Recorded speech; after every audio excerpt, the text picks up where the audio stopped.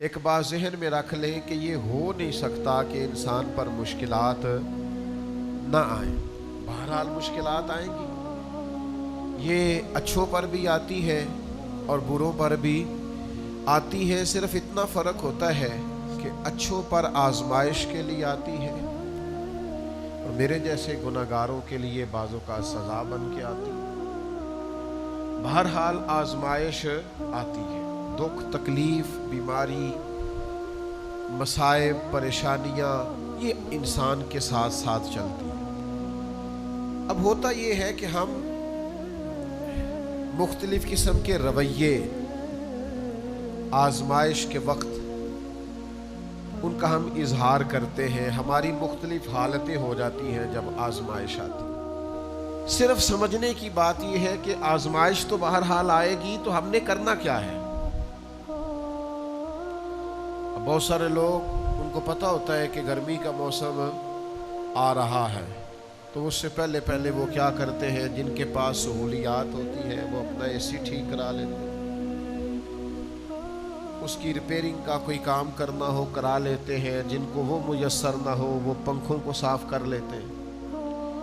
کچھ لوگ سمجھتے ہیں کہ میرے پاس لباس سارا موٹا ہے تو میں باریک موسم کے مطابق لباس خرید لوں، بنوا لوں۔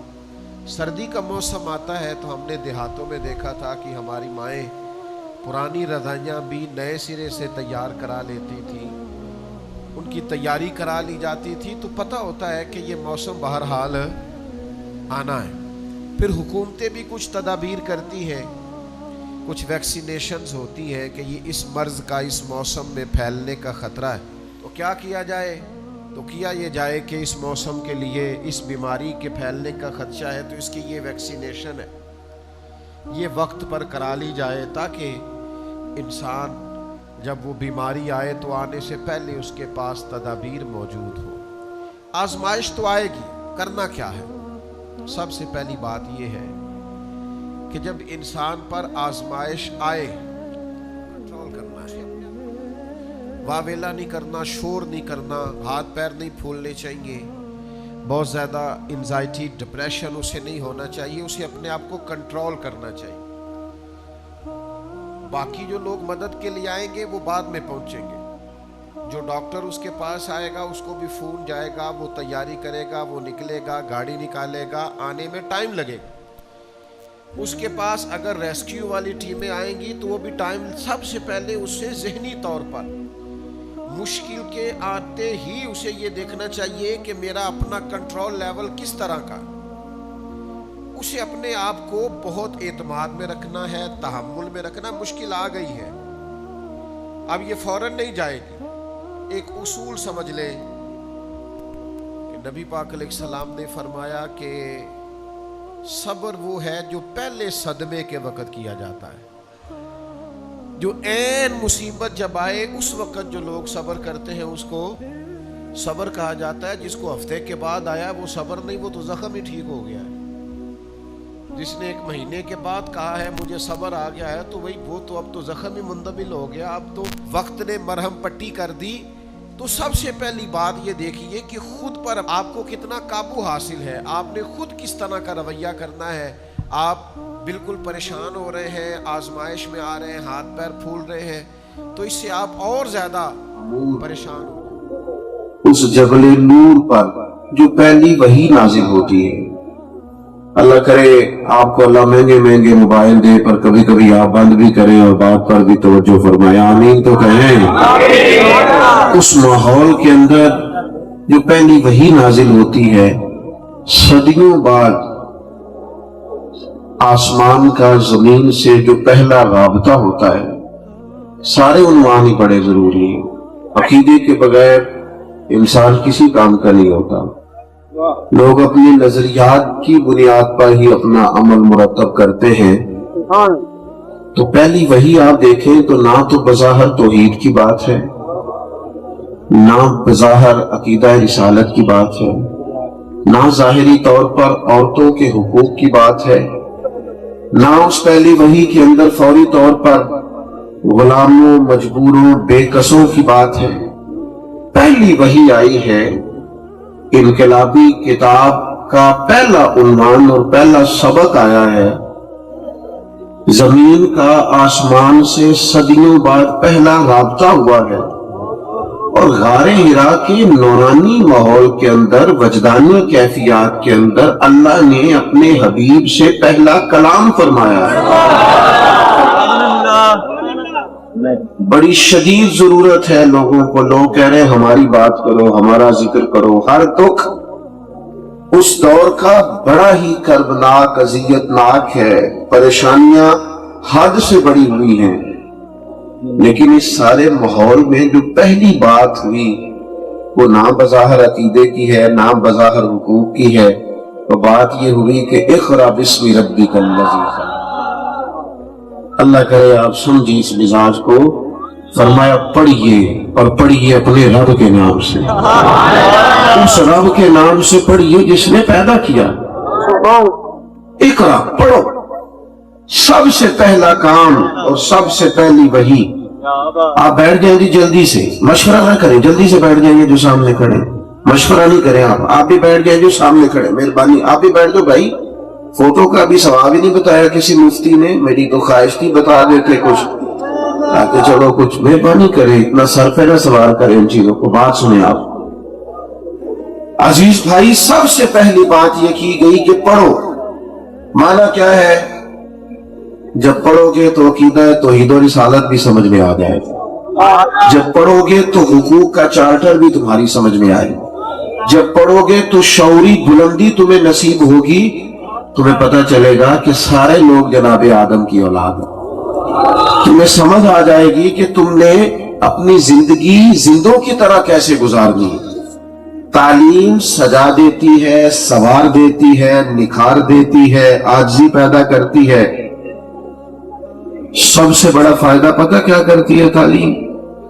انسان کو انسان کے مقصد سے آگاہ کر دیتی ہے۔ ڈھیر سارے لوگ آپ کو دنیا میں ملیں گے، مقصد ہی کوئی نہیں جینے کا، پتہ ہی کیوں نہیں کیوں بیٹھے ہیں، کیوں آئے ہیں، کیوں جا رہے ہیں، آخر وجہ کیا ہے، کس لیے ہم صبح سے شام تک سفر میں ہیں، صبح سے شام تک پتہ ہی کوئی نہیں۔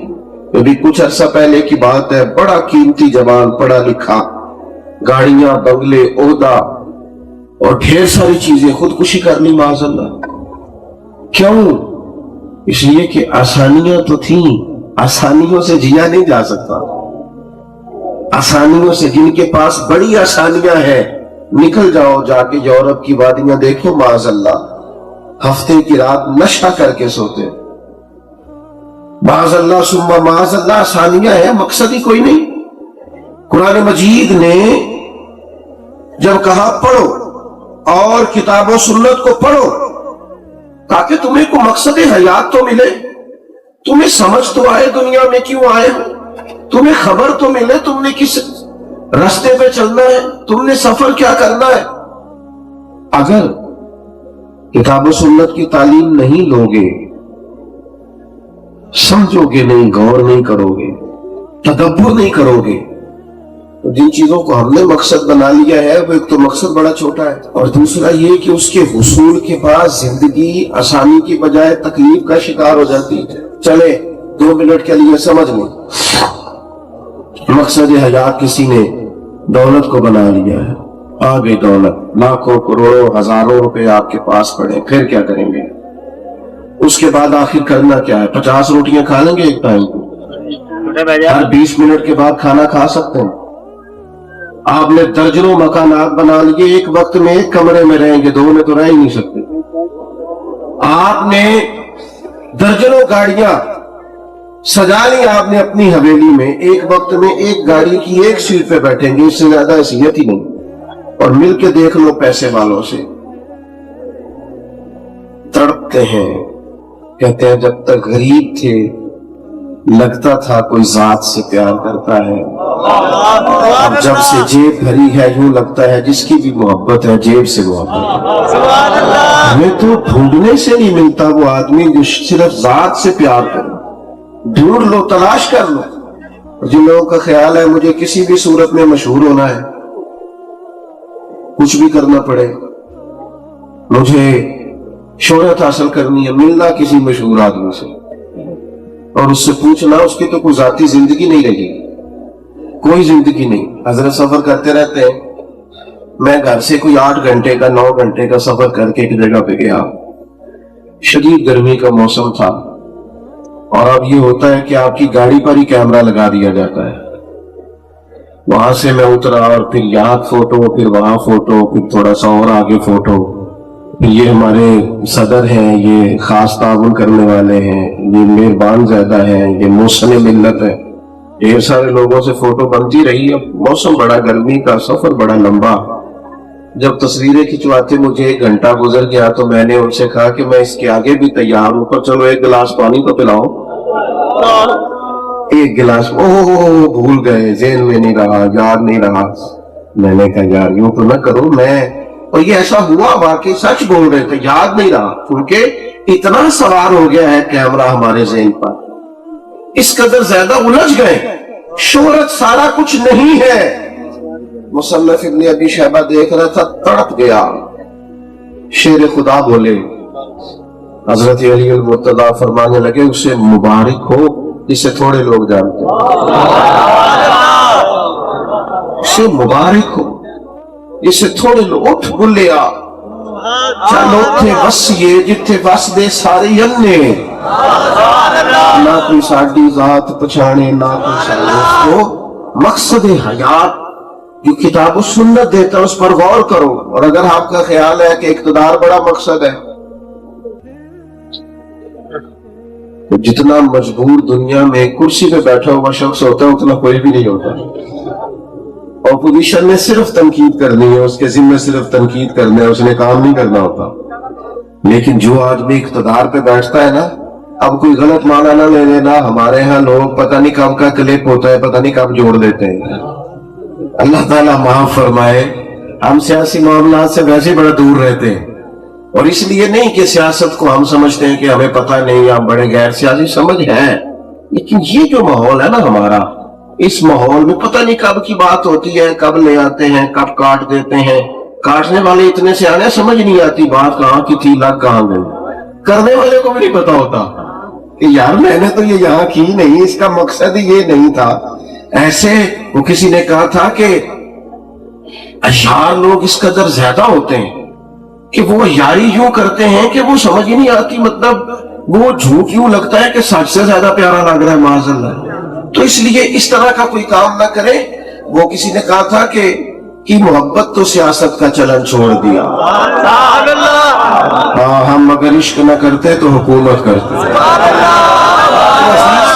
جو عرض کرنا چاہتا ہوں اس پر غور کریں. یہ ایک بیٹا بیٹھ جاؤ، میرے بھائی بیٹھ جاؤ، پتر پیسے لے کے بیٹھ جاؤ. کاکا پیسے پتہ نہیں کیا سمجھ لیا پیسوں. آپ غور کریں، جو اب نہ اٹھے کوئی پیسے لے کے دی، آپ کی بڑی مہربانی. عزیز دوست، مقصد حیات کو سمجھو. قرآن مجید کو جب پڑھو گے تو پہلا مقصد تمہیں یہ ملے گا کہ تم نے پڑھنا، تعلیم حاصل کرنی. یہ جو آج کل ہمارا مزاج ہے یہ پڑھنے پڑھانے کا نہیں، سننے سنانے کا.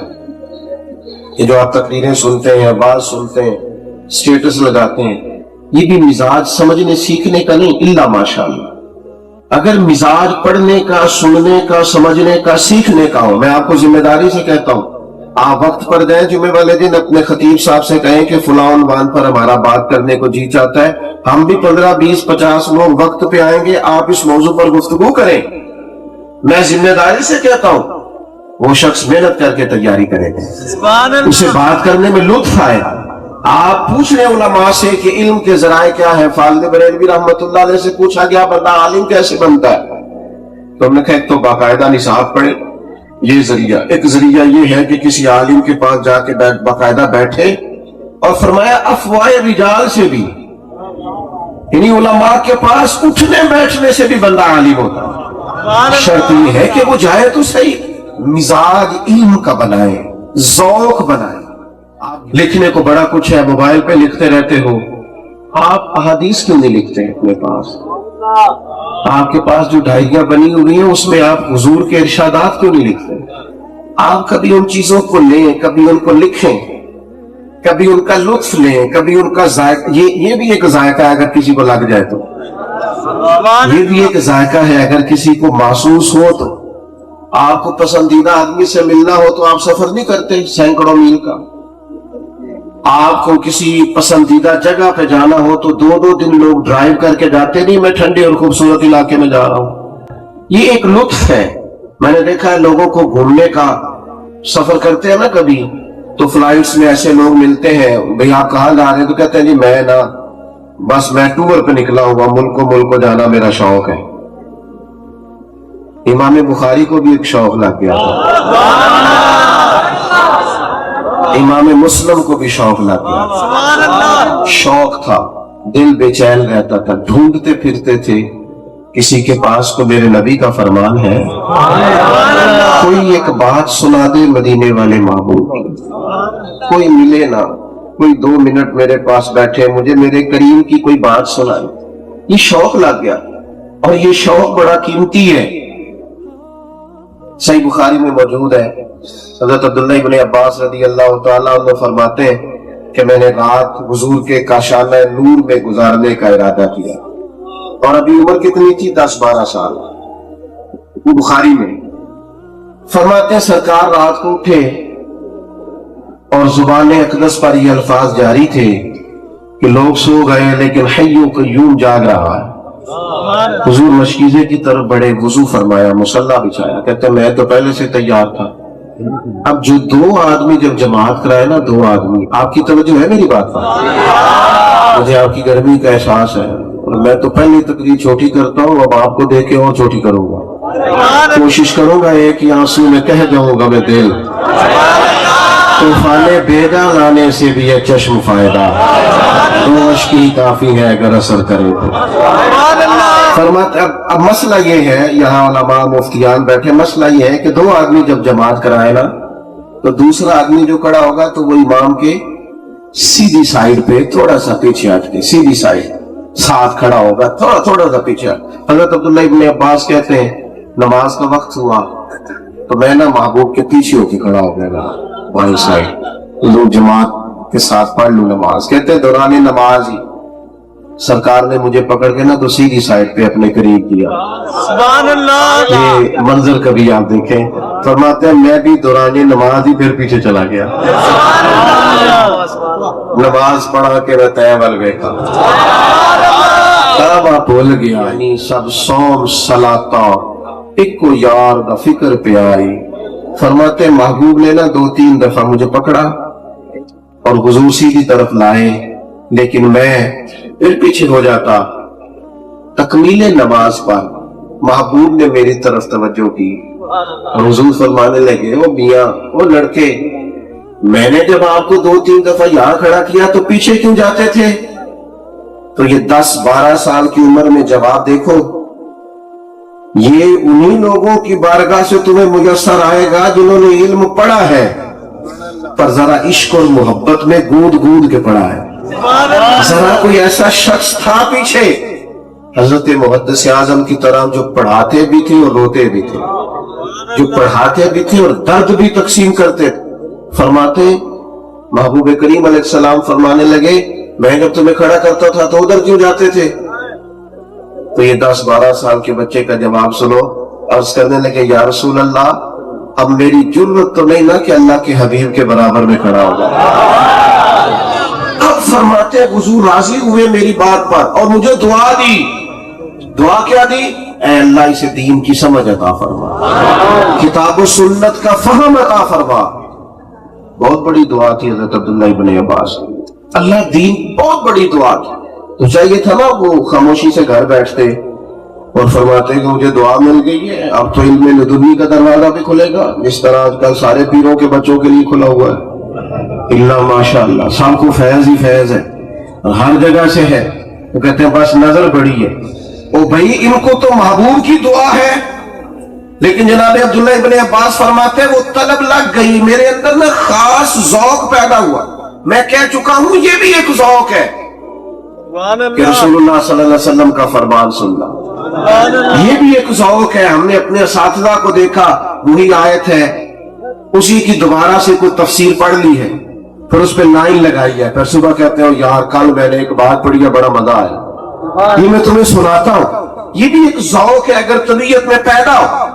جناب عبداللہ ابن عباس فرماتے ہیں پھر وہ میرے دل میں ایسی بات بیٹھی کہ حضور کا تو وصال ظاہری ہو گیا وقت پر جو اللہ نے مقرر فرمایا.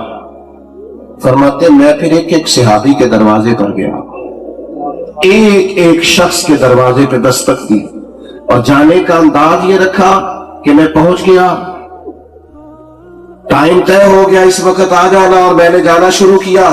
لیکن اب جب میں گیا تو اپنے گھر میں آرام کر رہے, تو میں نے پھر استاد کا دروازے پہ دوبارہ دستک نہیں دی چونکہ ہو گیا تھا کہ مجھے اتنے وقت پہ آنا ہے. فرماتے ہیں میں بیٹھ جاتا انتظار کرتا کہ استاد صاحب جب اپنی مرضی سے باہر آئیں گے نا. فرماتے ہیں حضرت ابی بن کعب کا دروازہ مدینہ شریف کے صحرا میں کھلتا تھا اور کیفیت یہ ہوتی تھی کہ میں لیٹ جاتا انتظار کر کر کے, اور جب ٹھنڈی ہوائیں مدینہ چوم کے گزرتی ریت اڑتی تو میرے بالوں میں پڑ جاتی. وہ جب باہر تشریف لاتے تو کہتے ہو محبوب کے چچا صاحب آپ نے بتایا کیوں نہیں میں باہر آ جاتا؟ تو فرماتا نہیں, ہمیں سکھایا گیا ہے کہ علماء کا ادب کیسے کریں, ہمیں سکھایا گیا. عزیز دوستو, شوق علم کا, میں اپنے نوجوانوں کو جانتا ہوں, یونیورسٹی میں پڑھتے ہیں, کالج میں پڑھتے ہیں, کسی دنیاوی ادارے سے وابستہ ہے, لیکن میں نے ڈھیر سارے نوجوانوں سے ملاقات کی ہے. بڑا شوق ہے ان کے دل میں کہ وہ قرآن پاک کو سیکھیں. ہاں طلب رکھتے ہیں کہ نبی کریم علیہ السلام کی احادیث مبارکہ کا مطالعہ کریں. وہ ذوق رکھتے ہیں, ان کی طبیعت چاہتی ہے کہ وہ دین کی گہرائی میں اتریں, گہرائی سے کتاب و سنت پڑھیں. لیکن بعض لوگ نا زندگی بھر فیصلہ نہیں کر پاتے. تھوڑا سا فیصلہ کریں, کسی عالم کے حضور حاضر ہو جائیں, تھوڑا سا وقت لیں. ہمارے ایک عالم تھے لاہور میں, تو وہ ان سے کوئی شخص کہتا نا کہ حضرت میں نے پڑھنا ہے, آپ کے پاس کب آ جاؤں؟ غالباً مولانا عبد الغفور صاحب رحمۃ اللہ علیہ ان کا نام تھا, لنڈے بازار والے. حضرت میں کس وقت میں پڑھنا چاہتا ہوں, کب آؤں؟ وہ کچھ لوگوں کو پڑھانے کا بھی تو بڑا شوق ہوتا ہے نا. فرماتے جس وقت تو آئے گا میں اسی وقت ہی پڑھا دوں گا. یہ بڑا بتا تو کب آ سکتا ہے, میں وقت نکالوں گا, میں پڑھاؤں گا. میرے عزیز, اپنی زندگی میں شوق لائیں. اور میں آپ سے عرض کروں, کتاب و سنت کا علم طبیعت میں ٹھہراؤ بڑا پیدا کرتا ہے, گردباری بڑی لاتا ہے. یہ جو میرا اور آپ کا دور ہے یہ وسوسوں کا دور ہے. اس میں الجھے خیالات, بکھری بکھری سوچیں.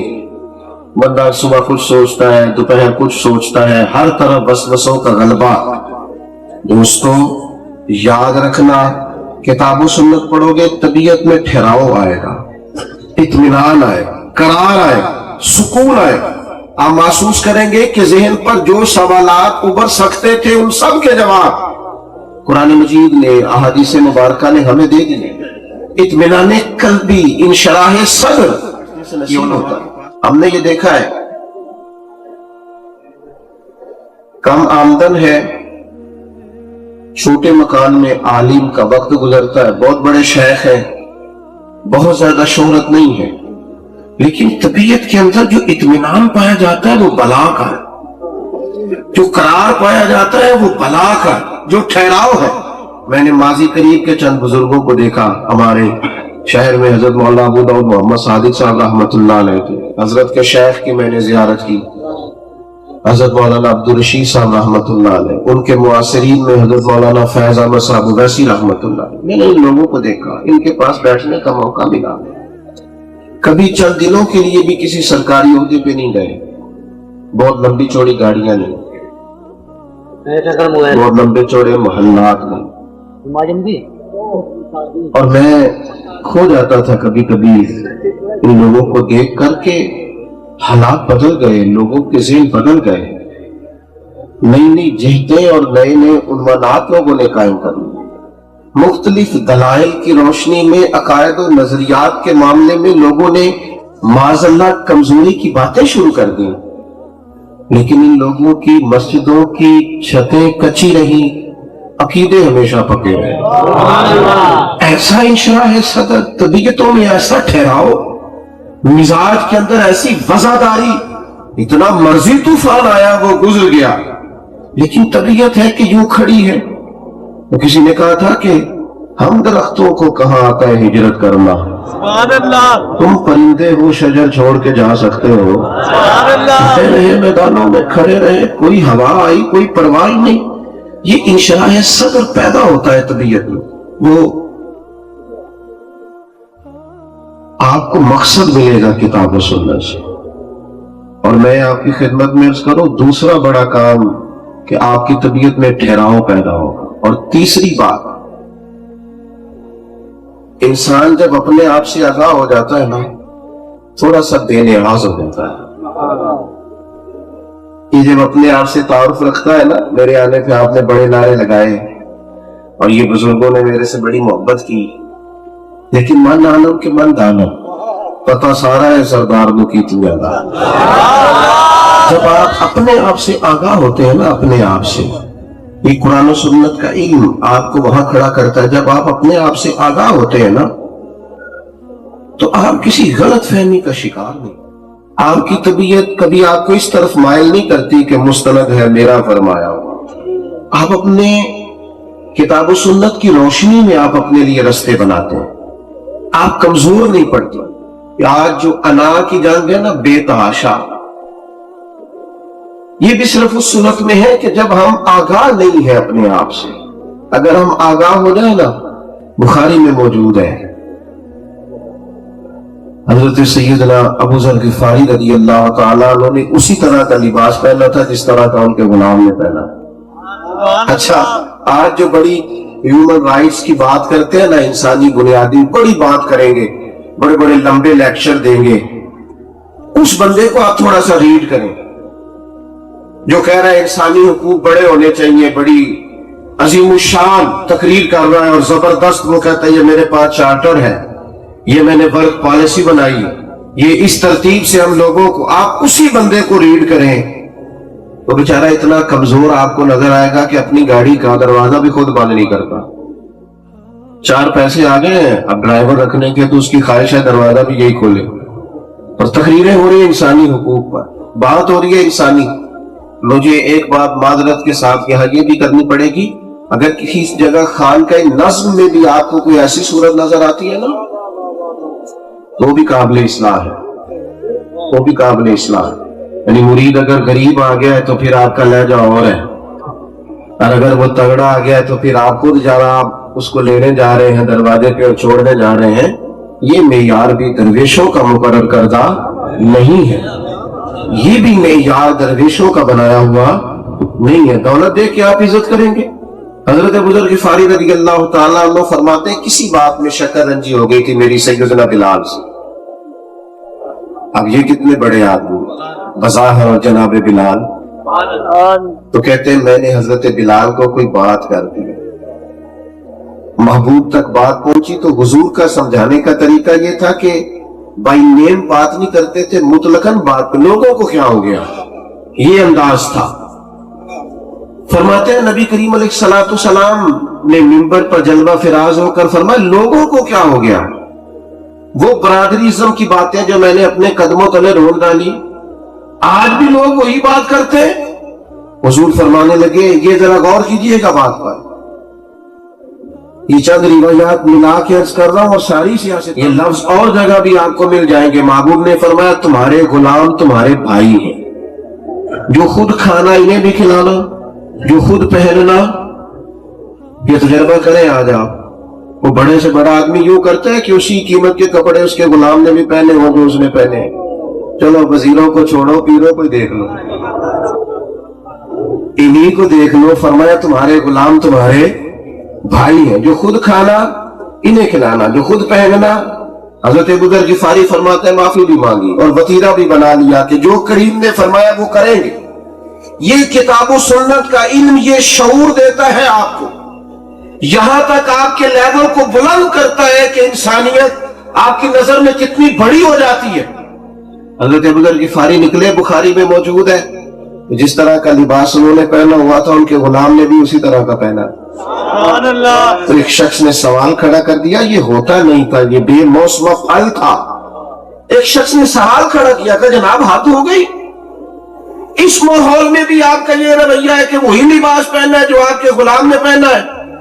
تو حضرت ابو ذر غفاری فرمانے لگے پہلے ایسے نہیں تھے، پر جب سے مدینے والے کا کلمہ پڑھا ہے، جب سے کتاب و سنت سے تعارف ہوا ہے، شخصیت میں یہ نکھار آیا کہ اب انسانوں سے پیار ہو گیا، اب چھوٹا بڑا اس کا کوئی فرق ہمیں نظر نہیں آتا۔ اپنی زندگی میں کتاب و سنت سے جب تعارف کرو گے، پہلی بات تو یہ کہ علم حاصل کرے، وہ کرے گا کیا؟ مقصد زندگی سے آگاہ کرے گا، آپ کی طبیعت میں ٹھہراؤ لائے گا، وہ کرے گا کیا؟ وہ آپ کو انسانوں کا پیار دے گا۔ بات سمیٹنے کی طرف بڑھ رہا ہوں، مدارس دینیہ ہو، خانقاہیں ہو، کوئی ادارہ ہو، ہر جگہ کمزوریاں ہوتی ہیں، انسانوں میں کمزوریاں ساتھ رہتی ہیں۔ انسان مجموعہ ہے، خوبی کا بھی اور خامی کا بھی۔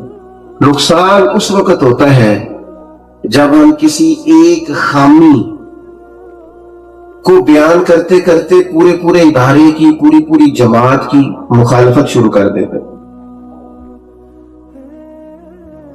اور عجیب مسئلہ یہ ہے کہ اپنی ساری خامیوں سمیت اپنے آپ سے پیار ہے،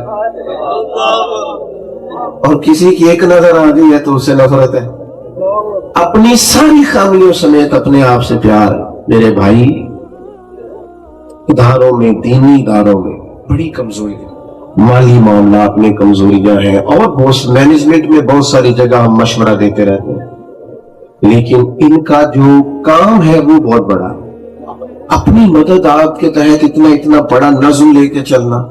میں ایک ادارے کو دیکھتا ہوں، میں اس کی چیزوں پر غور کرتا ہوں، ہم نے بڑی آسانیاں کرنے کی کوشش کی ہے، بہت ساری، لیکن اس کے باوجود میں دیکھتا ہوں جب ہم بیٹھتے ہیں، ماہانہ میٹنگ کرتے ہیں، تو ہم غور کرتے ہیں یہاں بھی ہمارے اندر کمی ہے، یہاں بھی۔ میں آپ کی خدمت میں صرف یہ عرض کرنا چاہتا ہوں کہ وہ ایک آدھ کمی جو آپ کو کہیں نظر آئے وہ آگے بڑھے اور اس کا مشورہ دیں، لیکن باقی آپ اپنے اداروں کے ساتھ پوری طرح جڑ جائیں۔ آپ مستقل ادارے پر رابطہ رکھیں اور ان بچوں کو توانا کریں، ذہنی طور پر ان کو مضبوط کریں۔ میں علماء سے بھی اکثر کہتا ہوں حقوق بیان کرو عالم دین کے، امام مسجد کے، لیکن اس طرح کا حق نہ بیان کرو کہ لگے بڑا مسکین آدمی ہو۔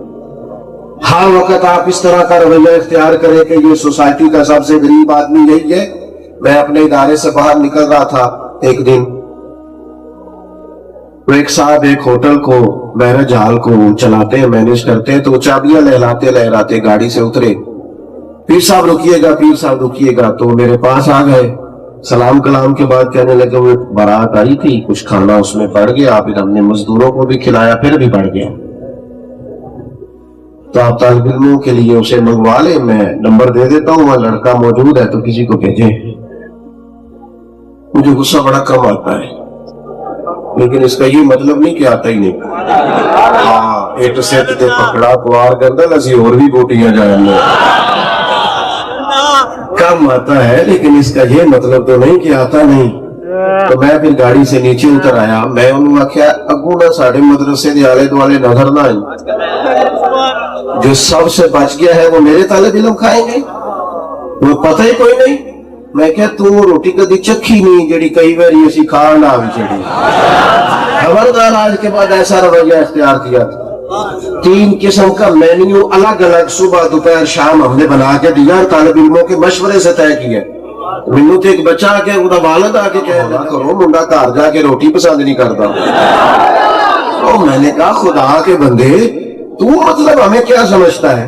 ہمارا معیار ہے، ہمارا وقار ہے، ہم سوسائٹی کے اندر جب نکلتے ہیں تو اللہ کا فضل ہے، خدا کی دی ہوئی عزت کے ساتھ نکلنا۔ کمزوری نہ دکھائیں اپنی زندگی میں، کبھی کمزوری نہ دکھائیں۔ اور آپ سے بھی عرض کروں گا، ناراض نہیں ہونا آپ نے۔ بچہ لے کے آگئے، ایک دوست کہنے لگے انہوں داخل کر لو، ساڑھی بھی بخشی کا ذریعہ بن جائے۔ میں کہ تو تے سہارا نہ لا، تو بھی داخل ہو مدرسے تاکہ تو کسی بھی بخشی کا ذریعہ بنے۔ یہ کیا چکر ہے؟ ابھی آپ جوان ہیں، آپ رات کی کلاس میں آ کے بیٹھے، آپ خود بھی پڑھیں۔ یہ کیا بات ہوئی یہ پڑھے اور آپ پھریں؟ تمام صحابہ نے بڑی عمر میں علم حاصل کیا، آپ بھی آئیں، آپ کو درجنوں بیسیوں سینکڑوں مثالیں ملیں گی. 40 سال کی عمر میں لوگ دین پڑھنے آئے. یہ رسول اللہ کا دین ہے. جس دور میں بھی آؤ گے محبوب کا دین لطف ہی عطا کرے گا, ذوق آئے گا, درد آئے گا, سوز آئے گا. اپنی طبیعت کے اندر کیفیات اور ذوق پیدا کریں. ایک آخری بات میری ضرور لکھ لیں. ہمارے ملک میں حالات اوپر نیچے آتے رہتے ہیں, لیکن یہ ملک بھی ہمارا ہے, ادارے بھی ہمارے ہیں. جتنا اس ملک کے اندر لوگ بستے ہیں وہ کہیں سے بھی وابستہ ہو, میں اکثر کہتا رہتا ہوں یہ سارے ہمارے اپنے ہیں. کمیاں کمزوریاں ہر جگہ ہیں. مایوسیاں نہ پھیلنے دیں کبھی بھی. ہمارے ہاں مایوسیاں پھیلائیں گے. ادھر توجہ ہے آپ کی میری بات پر؟ کہیں کوئی کمزوری ہے تو اس کا اظہار کریں, لیکن کبھی بھی کسی جماعت پر, کسی ادارے پر, کسی پر بھی اسی کا اظہار نہ کریں. کسی مقام پر ہر چیز قابل اصلاح ٹھیک ہو سکتی ہے. ہم آپس میں غیروں کو اپنا تماشا نہ دکھائیں. کہ جو کچھ لوگ ہیں نا جو خبریں ہمیشہ منفی وائرل کرتے ہیں, ہر چیز ہی غلط سوسائٹی میں, ان سے کہ بھائی تو بیٹھ جا, کیونکہ ہمارے ملک میں ہر بندہ ہی صحافی ہے, ہر ایک کے پاس یہ اندر کی خبر ہے. لہذا جو خبر بھی, میں تو تھوڑے دن پہلے پریشان ہو گیا, کوئی پرانی کسی جگہ میں علیم ہوا تھا تو کسی نے کوئی پوسٹ چلائی تھی کہ حضرت کی طبیعت ٹھیک نہیں ہے, دعا کریں. ہم تو اس سے بھی منع کرتے ہیں. اب تو طبیعت خراب ہو تو بتاتے ہی نہیں, اس لیے کہ وہ دوستوں کو تکلیف ہوتی. تو وہ پوسٹ کسی نے 8-10 دن پہلے وائرل کر دی کہ حضرت بڑے علیم ہیں. تو مجھے میرے ایک بڑے عزیز ہیں, پیارے, ان کا فون آیا, کہنے لگے آپ کس ہاسپٹل میں؟